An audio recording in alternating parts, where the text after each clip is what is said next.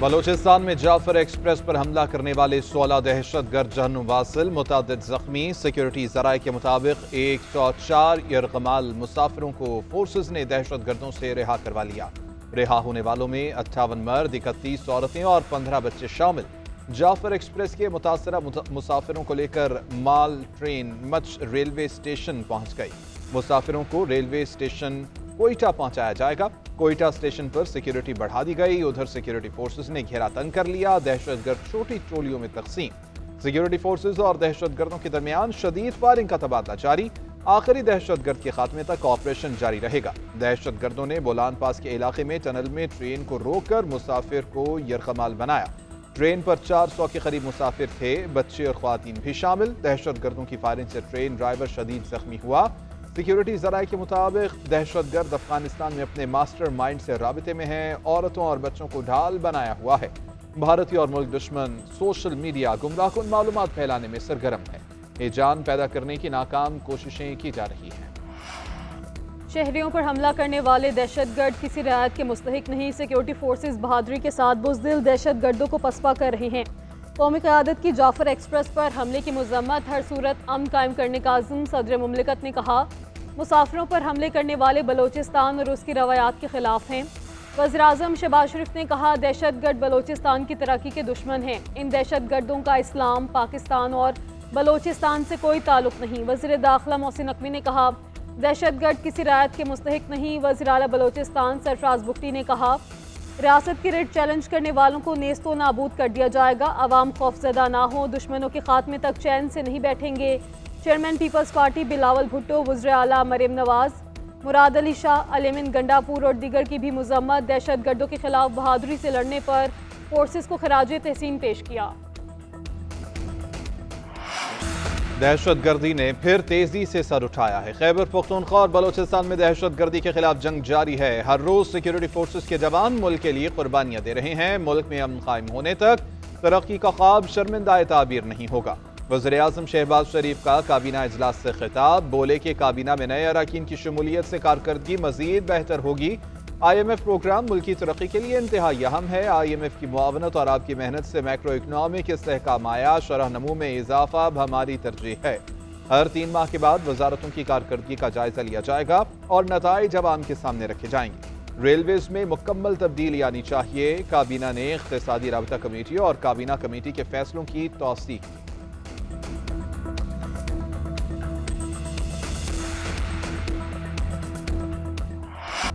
कालादम TTP Pakistan में दहशतगर्द तंजीमों की छतरी है। शवाहिद हैं, काबुल हुकाम हमलों की सरपरस्ती कर रहे हैं।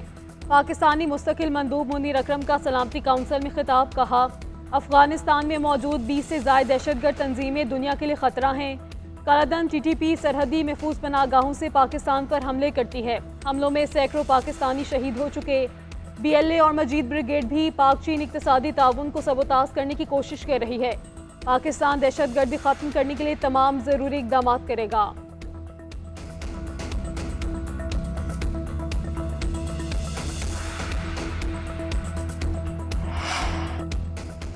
नई नहरों के फैसले पर सिंध के बहुत खदशात हैं। दरियाए सिंध से नहरों के मामले पर मुत्तफिका फैसले लेने चाहिए। पानी के मामले पर पीपल्स पार्टी की खामोशी का बयानिया सफेद झूठ है।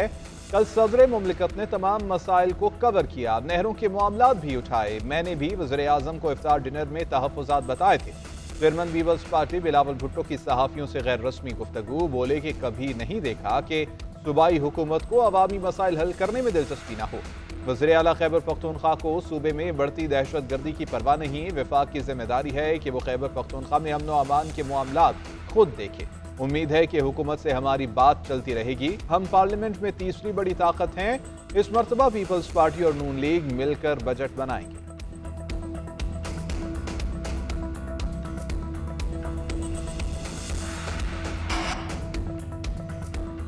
PTI वकला और अलीमा खान के दरमियान अडियाला जेल के बाहर तल्ख कलामी। अलीमा खान ने कहा, जिसको जिम्मेदारी मिली है वही बानी PTI से मुलाकात करेगा। आप लोगों ने क्या ड्रामा लगाया हुआ है। हर बंदा सिर्फ मुलाकात के लिए जेल आता है। नईम पंजोता से सवाल किया, बुशरा बीबी के फोकल पर्सन हैं, आप किस किस से मिलते हैं। नईम पंजोता ने जवाब दिया, मैं किसी से नहीं मिला, जिससे मिला हूँ आप बताएं। अलीमा खान ने कहा, अब बदतमीजी ना करें, खामोश रहें। नईम पंजोता ने ट्वीट करते हुए लिखा, अलीमा खान हमारी वालिदा का दर्जा रखती हैं, वो बानी की फिक्र करती हैं। हम सबका मुश्तरका मकसद बानी पीटीआई की रिहाई है। अलीमा खान ने अडयाला जेल के बाहर गुफ्तगू करते हुए कहा, बानी पीटीआई ने उस्मान रियाज और जहीर अब्बास को बुलाया लेकिन उन्हें जेल में जाने ना दिया गया।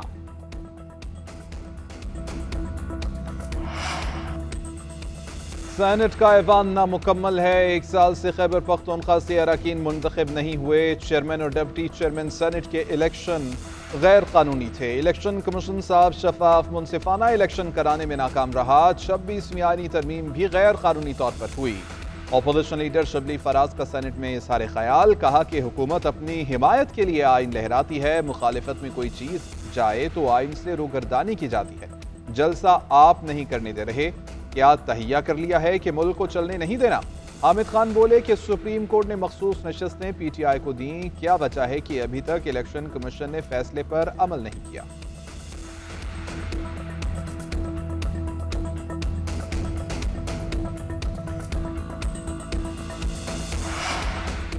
असम्बली की तहलील पर आर्टिकल 6 का केस बनता था। सियासी बुर्दबारे का मुजाहरा करके आर्टिकल 6 की कार्रवाई न करने का फैसला किया। अदम एतमाद में शिकस्त के बाद स्पोर्ट्समैन स्पिरिट का मुजाहरा नहीं किया। दूसरों पर कीचड़ उछालने से पहले पीटीआई अपने गिरेबान में झांके।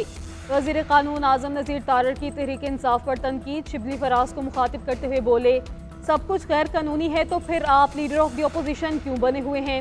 कौमी असम्बली तो इनके बगैर भी चली थी। खैबर पख्तूनख्वा से सेनेट नशिस्तों पर इलेक्शन का मामला अदालत में है। इलेक्शन न होने की जिम्मेदार भी सूबाई हुकूमत है।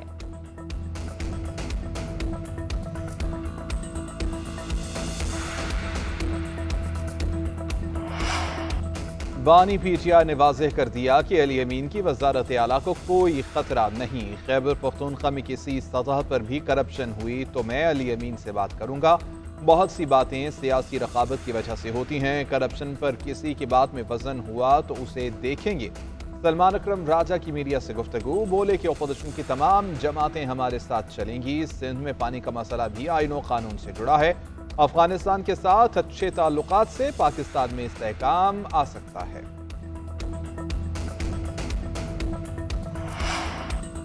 न्यू अस्पताल में इंजेक्शन से 2 मरीजों की हलाकत पर 3 नर्सेज मुअत्तल। नर्सेज साइमा सहर, सुनैना खालिद और नाजिया मरीजों की मौत की जिम्मेदार करार ड्यूटी से हटा दिया गया। महकमे में रिपोर्ट करने का हुक्म। इंक्वायरी कमेटी के मुताबिक इंजेक्शन और पानी को लेबॉर्ट्री ने क्लियर करार दिया। इंजेक्शन का महलूल बनाने के दौरान गफलत की गई। मुअत्तल किए जाने पर न्यू अस्पताल की नर्सेज का एहतजाज, इल्ज़ाम लगाया इंतजामिया अपना गुनाह छुपाने के लिए मलबा नर्सेज पर डाल रही है।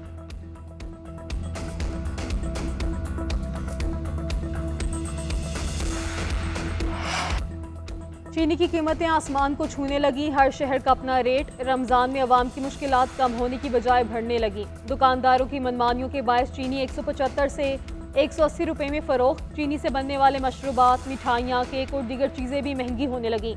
डीलर्स का कहना है मार्केट में कीमतों का बढ़ना चीनी की बरामद के बायस है। हुकूमत ने कीमतें काबू करने के लिए एक और प्लान बना लिया। बैरून मुल्क से शक्कर दरामद की जाएगी। शक्कर को मकामी सतह पर बेहतर करके चीनी बनाई जाएगी। गुज़श्ता बरस 7 लाख टन चीनी बरामद करने की मशरूत इजाज़त दी गई। हुकूमत ने कहा था चीनी के एक्सपोर्ट का मकामी मार्केट की कीमतों पर असर नहीं पड़ना चाहिए, मगर हालात मुख्तलिफ शक्ल इख्तियार कर गए।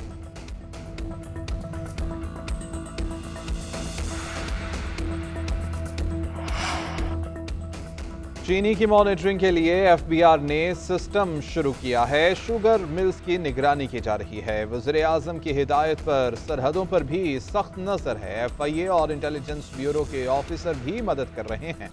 अब तक 6 शुगर मिल्स को सील किया गया है। 12.5 करोड़ की पेनल्टी लग चुकी है। वज़ीर ख़ज़ाना मोहम्मद औरंगज़ेब की मीडिया ब्रीफिंग, बताया कि पहली मरतबा हुआ है कि चीनी अफगानिस्तान स्मगल नहीं बरामद हुई है। गन्ने की काश्त 5 मिलियन टन से जायद है। मॉनिटरिंग से स्मगलिंग को रोकने में मदद मिली है। हमारे पास सच्ची मिकदार में चीनी है जो मुल्की ज़रूरियात के लिए काफ़ी है। वज़ीर इत्तलात अता तारड़ ने कहा कि वज़ीर आज़म ने चीनी के हवाले से इक़दामात किए हैं। मईशत का फ़ायदा आवाम को मिलना शुरू हो चुका। वज़ीर आज़म शहबाज शरीफ का 190 मिलियन पाउंड से दानिश यूनिवर्सिटी बनाने का ऐलान। इस्लामाबाद में अप्लाइड साइंसेस की यूनिवर्सिटी के लिए ज़मीन के हसूल की हिदायत। दानिश यूनिवर्सिटी स्टीयरिंग कमेटी के इजलास से खिताब में कहा 190 मिलियन पाउंड विफाकी हुकूमत को मुंतकिल करने पर चीफ जस्टिस का शुक्रिया अदा किया। बोले, चीफ जस्टिस ने कहा है हुकूमत जिस तरह चाहे ये पैसा इस्तेमाल कर सकती है। दानिश यूनिवर्सिटी को ऐसा इदारा बनाएंगे जो दुनिया में नाम पैदा करेगी। आला तालीम याफ्ता असातिज़ा और फैकल्टी को भर्ती किया जाएगा। दुनिया के बेहतरीन स्कॉलर्स और माहिरीन को दानिश यूनिवर्सिटी में मदऊ किया जाएगा। वज़ीर आज़म ने कहा 2026 तक यूनिवर्सिटी का पहला सेशन शुरू हो जाएगा।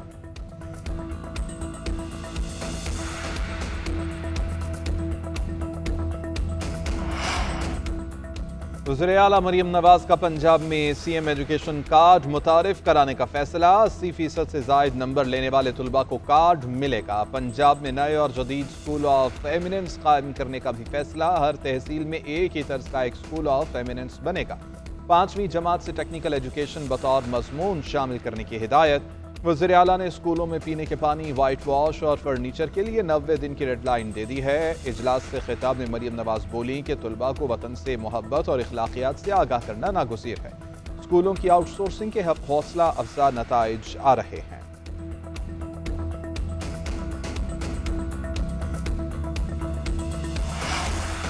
मनफी प्रोपागेंडा के इल्ज़ाम में पीटीआई के 25 रहनुमाओं से जीआईटी की तफ्तीश। सेक्रेटरी जनरल सलमान अकरम राजा, रऊफ हसन, आलिया हमजा, शाह फरमान और असद कैसर जीआईटी के सामने पेश। 2 घंटे से ज़ायद तहकीकात। ट्विटर और दीगर सोशल मीडिया पर रियासत मुखालिफ बयानी पर सवालात किए गए। जीआईटी ने पीटीआई रहनुमाओं को तहकीकात के बाद सवालनामा भी थमाया।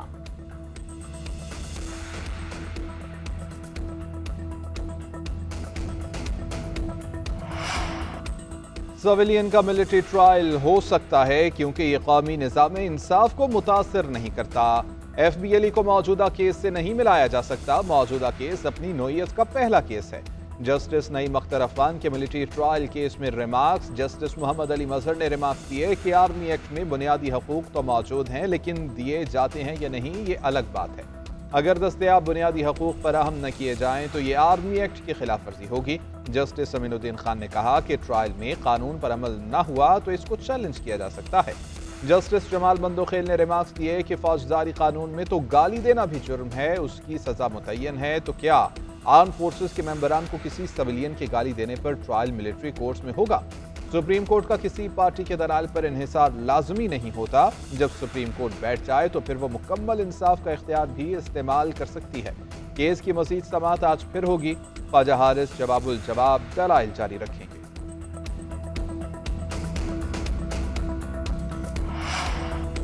सुपर टैक्स एक मरतबा के लिए लगाया गया था। एक मरतबा सुपर टैक्स लागू करने के बाद क्या क़यामत तक चलेगा? जस्टिस मोहम्मद अली मजहर के सुपर टैक्स से मुताल्लिक केस में रिमार्क्स।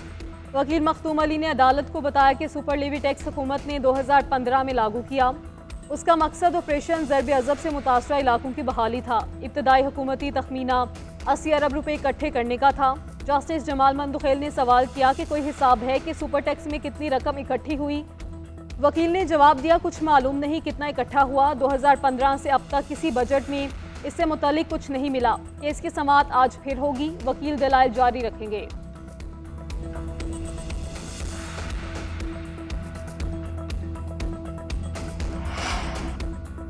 पाकिस्तान ने बिजली सस्ती करने पर IMF को रजामंद कर लिया। बिजली का बुनियादी टारिफ 2 रुपए यूनिट तक सस्ता किया जाएगा। बिजली का बुनियादी टारिफ कम करने का हतमी फैसला आइंदा माह होगा।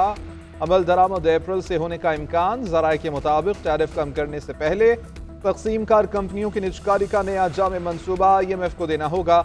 IMF का कहना है कि बिजली तकसीम कार कंपनियों की कारकर्दगी हर हाल में बेहतर करना होगी। हुकूमत ने 3 डिस्कोज की निजकारी का प्लान IMF को पेश किया है। पहले मरहले में आइस्को, फेस्को और गैपको की निजकारी की जाएगी, जबकि दूसरे मरहले में मैपको, लेस्को और हेस्को की निजकारी की जाएगी।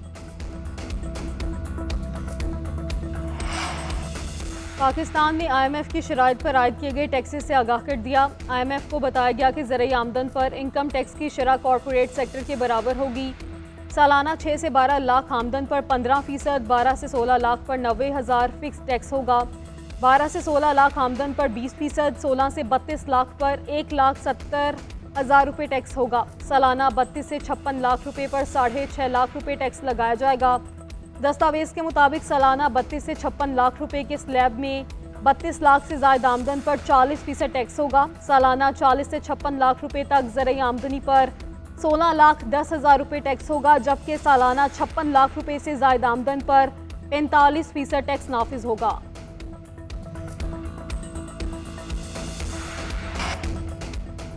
कौमी क्रिकेट टीम सीरीज खेलने के लिए आज न्यूजीलैंड रवाना होगी। पाकिस्तान और न्यूजीलैंड के दरमियान 5 T20 मैचेस की सीरीज का आगाज 16 मार्च से होगा। न्यूजीलैंड ने T20 सीरीज के लिए न्यूजीलैंड के स्क्वाड का ऐलान कर दिया। सीरीज में माइकल ब्रसवेल की भी टीम की क़यादत करेंगे। रचिन रविंद्र और मिचेल सेंटनर IPL की वजह से टीम में शामिल नहीं। चैंपियंस ट्रॉफी स्क्वाड के 7 खिलाड़ी शामिल। सोढी की वापसी हो गई।